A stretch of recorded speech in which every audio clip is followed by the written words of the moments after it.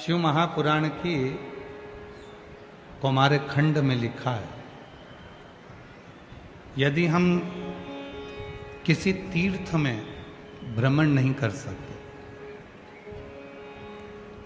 शिव महापुराण का कौमार खंड कहता है, मान लो किसी तीर्थ में हम परिक्रमा नहीं कर सकते, किसी तीर्थ की हम परिक्रमा नहीं लगा सकते,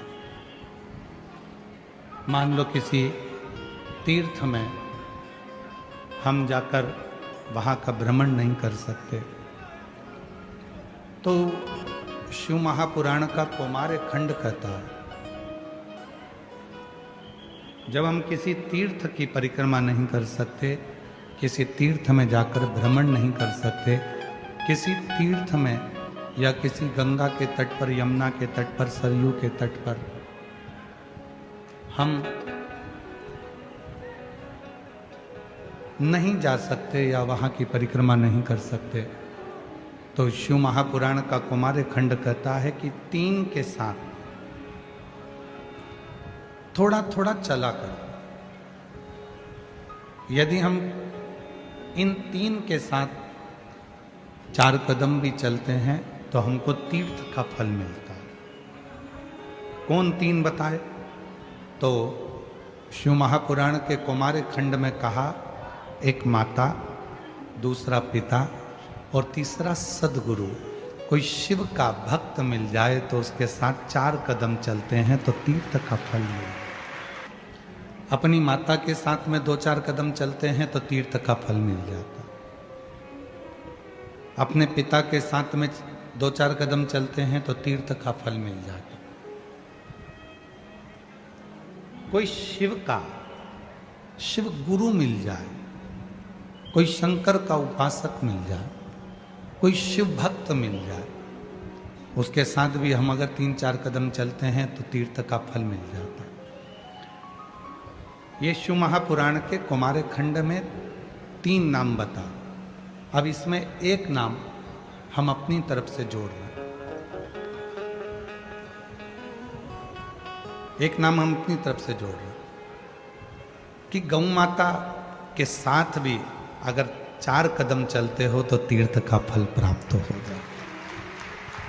गौ माता के साथ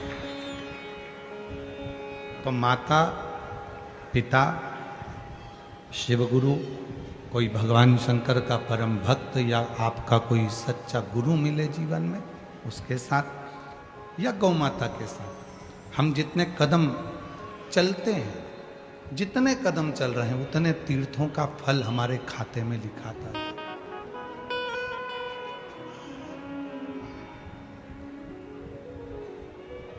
और मैंने तेरे ही भरोसे बाबा,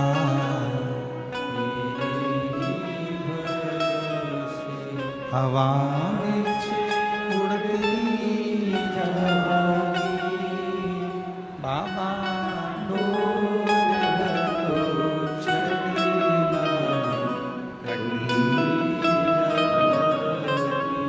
भोले में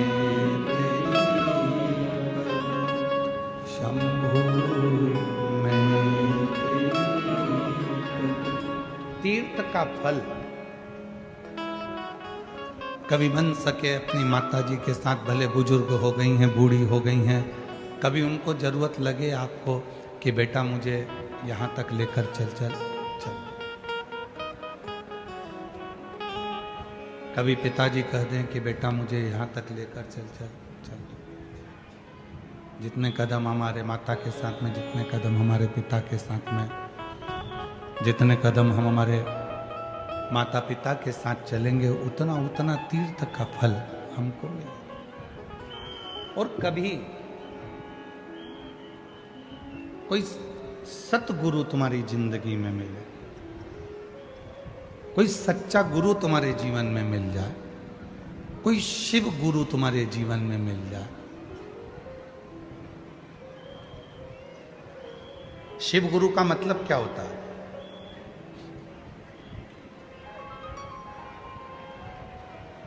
क्यों कथा में बार बार आता है शिव गुरु? शिव गुरु का मतलब है जिसके जीवन में मान अपमान, दोनों सम, मान और अपमान दोनों सम है।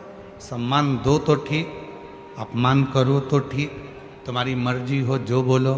आग लगे बस्ती में अपन रहो बस्ती। ना उसे सम्मान की जरूरत है ना उसे अपमान की। वो अपनी समता में जी रहा, अपनी समता।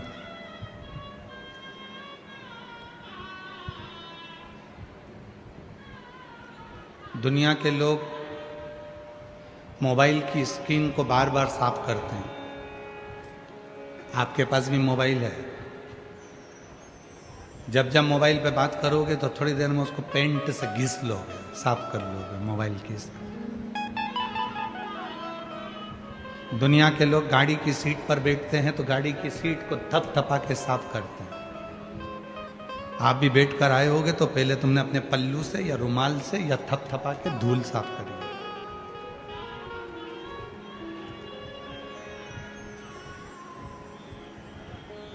ये जितने कैमरे वाले हैं फोटो खींच रहे हैं या आप अपने मोबाइल से फोटो खींचते हो तो पहले उसका कैमरा धीरे से एक बार हाथ फेर कर या रुमाल फेर कर साफ करते हो।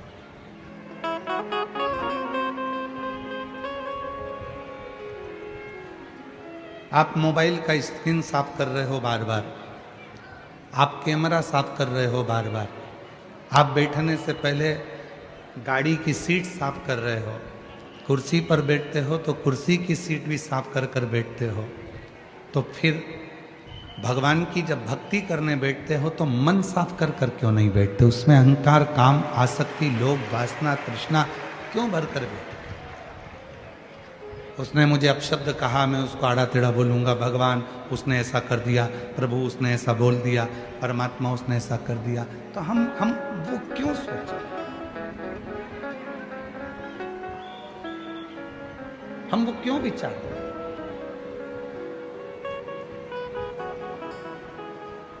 शिव गुरु वो होता है जिसने अपने जीवन में ना मान से मतलब है ना अपमान से मतलब है। उसको तो केवल अपने मन की पवित्रता को धारण कर कर, मन को क्लीन कर कर, मन को साफ कर कर भगवान की भक्ति में डूबा।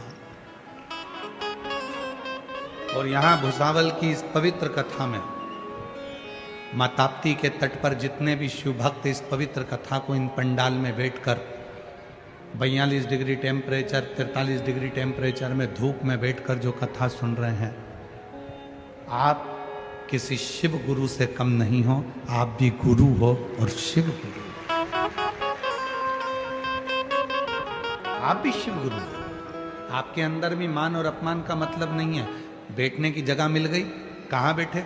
कोई ने पूछा क्यों तू कथा में गई थी तो कहाँ बैठी थी? मैंने तुझे देखा था बिल्कुल पीछे बैठी थी, तेरी तो इतनी पहचान है, तू आगे जाके क्यों नहीं बैठी? उसने कहा कथा तो सुनना है ना भोलेनाथ जी की, सियोर वाला गुरु जी को सुनने गई थी, मैं तो शिव पुराण सुनकर आ गई, अब मुझे आगे से मतलब ना पीछे से मतलब ये शिव गुरु का भाव आ गया, उसमें शिव गुरु तत्व।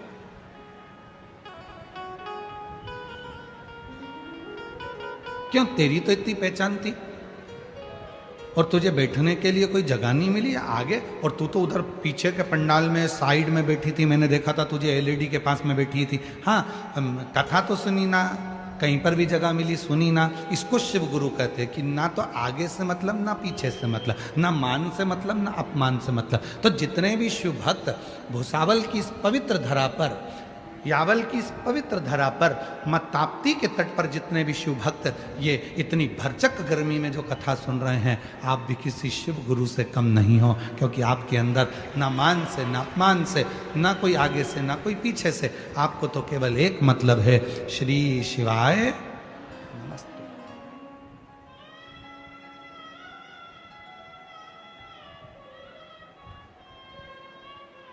आपको किसी से मतलब नहीं, आपको केवल एक मतलब है, श्री शिवाय नमस्तुभ्यं, श्री शिवाय नमस्तुभ्यं, श्री शिवाय नमस्तुभ्यं, श्री शिवाय नमस्तुभ्यं। कोई मतलब नहीं है, जहां जगह मिले वहां बैठकर भजन करना।